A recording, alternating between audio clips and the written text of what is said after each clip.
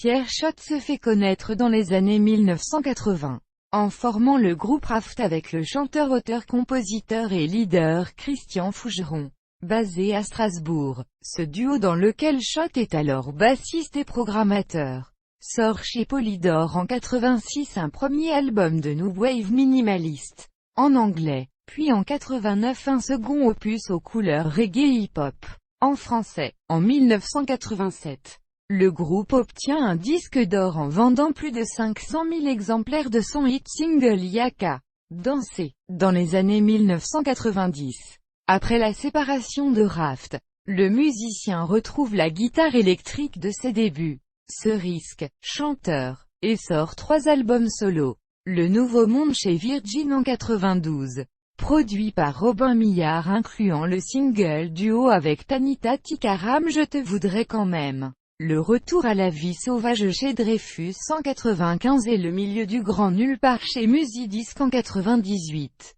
avec les Keycorns, section de cuivre d'Eric Clapton, sur 8 titres, contemplative et mélancolique, post-rock aux guitares bluesy. La chanson française de Pierre Schott obtient un succès d'estime, grâce au soutien de FIP Radio, du quotidien Libération et des médias spécialisés qui l'évoquent comme le Cal français. À la même époque, Schott participe à l'album hommage à Gérard Manset, son seul modèle dans la chanson française, et donne des concerts en première partie de Willy DeVille, Alain Bachung, Zucchero, Les Innocents. Dans les années 2000, Pierre Schott réalise et mixe entre autres les albums de Radio 777, rock français, pour Globe, Sony, Cool Crooner of Bulawayo, jazz vocal du Zimbabwe, pour Globe, Sony, Superdog, Britpop, pour Warner Allemagne, Benjamin Théoval, blues, marqué par la disparition de son manager et ami Christian Noailles.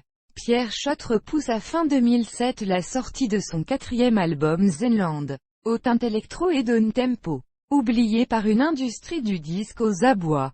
Cet album, tout comme les suivants, sera essentiellement distribué par correspondance via Internet. Les années 2010 voient successivement la parution de La fiancée du silence, à l'été 2010, puis du Gardien de Nénuphar, au printemps 2013. Prolongement logique de cette longue dérive onirique et méditative dans une discographie définitivement hors format. En février 2016, Pierre Schott sort Life in Th Loki, un album aux compositions originales exceptionnellement en anglais. Hommage à la guitare électrique à classer aux confins improbables de la pop, du blues et de l'ambient.